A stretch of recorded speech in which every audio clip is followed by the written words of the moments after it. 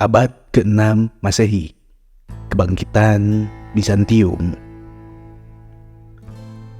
Setelah jatuhnya Kekaisaran Romawi Barat, pada tahun 476 Masehi, Kekaisaran Romawi tidak sepenuhnya lenyap, karena Kekaisaran Romawi Timur, atau disebut dengan Bizantium, tetap berdiri dan melanjutkan tradisi Romawi di wilayah timur selama hampir 1000 tahun setelahnya.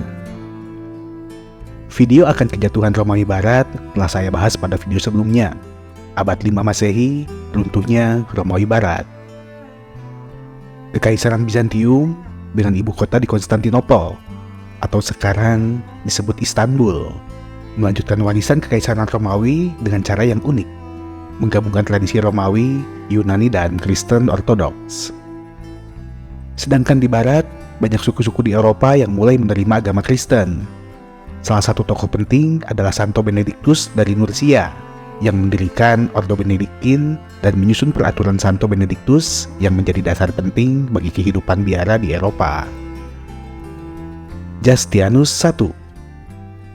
Kaisar Justinianus I, juga dikenal sebagai Justinianus Agung, adalah salah satu pemimpin terbesar Kekaisaran Bizantium. Pemerintahannya di tahun 527 hingga tahun 565 Masehi sangat penting karena menciptakan landasan bagi Kekaisaran Bizantium sebagai kekuatan besar di Mediterania Timur. Justinianus bercita-cita untuk renovatio imperii, atau pemulihan kekaisaran. Ia mengirim Jenderal Belisarius dan Narses untuk merebut kembali wilayah Kekaisaran Romawi Barat yang telah jatuh ke tangan suku-suku Jermanik. Melalui ekspedisi militer besar, Bizantium merebut kembali Italia yang diambil dari suku Ostrogoth, Afrika Utara dari suku Vandal, dan sebagian Spanyol dari suku Visigoth. Ekspansi ini sementara waktu mengembalikan kejayaan Kekaisaran Bizantium dan menunjukkan ambisi Justinianus untuk menyatukan kembali kekuasaan Romawi yang dulu terpecah. Justinianus membentuk sebuah komisi yang menyusun Corpus Juris Civilis, atau badan hukum sipil. Ini adalah upaya kodifikasi hukum yang besar dan komprehensif yang menggabungkan hukum Romawi yang lama dengan reformasi baru. Corpus Juris Civilis menjadi landasan hukum di Kekaisaran Bizantium dan mempengaruhi sistem hukum Eropa Barat di kemudian hari. Justinianus mendukung gereja Kristen Ortodoks yang berbeda dengan gereja Katolik di Romawi Barat dan menjalankan peran aktif dalam upaya menyatukan kekristenan dengan pandangan ortodoks kekaisaran. Ia menekan sekte-sekte yang dianggap bid'ah dan mempromosikan ortodoksi Kristen melalui kebijakan-kebijakan yang ketat. Meskipun terdapat konflik internal dan teologis, Bizantium menjadi pusat utama kekristenan dengan Konstantinopel sebagai pusat spiritual. Justinianus memerintahkan pembangunan Hagia Sophia di Konstantinopel, yang menjadi simbol keagungan Kekaisaran Bizantium dan pusat gereja Kristen Ortodoks. Arsitekturnya yang megah, termasuk kubah besar yang tampak melayang, menjadi salah satu keajaiban dunia kuno dan karya arsitektur Bizantium yang berpengaruh. Pada masa ini, Bizantium mengalami kemajuan ekonomi yang cukup pesat. Justinianus berupaya memperkuat ekonomi melalui reformasi pajak dan administrasi serta meningkatkan perdagangan. Budaya Bizantium berkembang dengan pengaruh yang mencakup seni, sastra, dan ilmu pengetahuan yang menggabungkan tradisi Romawi dan Yunani serta unsur Kristen. Wabah Justinianus. Namun, di balik itu semua, pada tahun 541 hingga tahun 542 Masehi, Bizantium harus menghadapi wabah Justinianus, yaitu wabah pes yang melanda Kekaisaran Bizantium, khususnya ibu kota Konstantinopel dan wilayah-wilayah di sekitarnya. Wabah ini dinamakan sesuai nama Kaisar Justinianus I yang memerintah pada masa tersebut. Wabah Justinianus merupakan salah satu pandemi pes terbesar dalam sejarah dan dipercaya sebagai bentuk awal dari Yersinia pestis, suatu bakteri yang juga menyebabkan Black Death atau maut hitam di Eropa pada abad ke-14.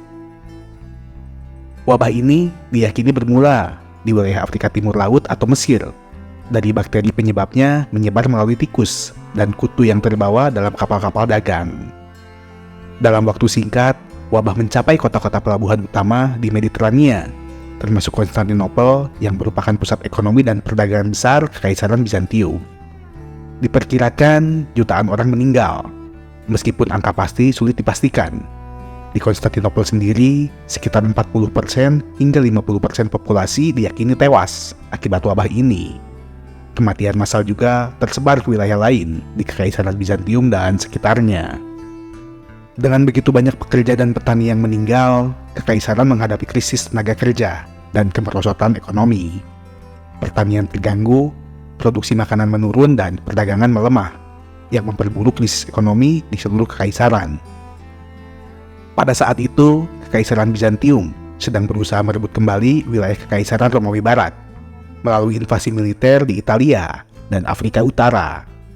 Dengan adanya wabah ini, mengurangi jumlah pasukan dan sumber daya yang tersedia untuk invasi militer Justinianus, sehingga ambisinya untuk mengembalikan kejayaan Romawi menjadi semakin sulit. Banyak orang menganggap wabah ini sebagai hukuman dari Tuhan, yang menyebabkan perubahan dalam sikap religius dan ketegangan sosial. Pandemi ini juga mendorong peningkatan minat pada agama, kebangkitan sekte-sekte keagamaan, dan beberapa reformasi dalam tata cara ibadah. Pemimpin-pemimpin agama menyerukan pertobatan dan doa sebagai cara menghadapi bencana ini. Justinianus mencoba menangani dampak wabah dengan berbagai cara, termasuk upaya pengumpulan pajak yang lebih ketat untuk menggantikan pendapatan negara yang berkurang, serta upaya meningkatkan administrasi dan reformasi ekonomi. Namun wabah yang berulang-ulang serta angka kematian yang tinggi membuat upaya-upaya ini sulit terlaksana secara efektif. Wabah Justinianus memiliki dampak jangka panjang pada Kekaisaran Bizantium. Populasi yang berkurang secara drastis mengakibatkan lemahnya ekonomi dan mengurangi kekuatan militer Bizantium.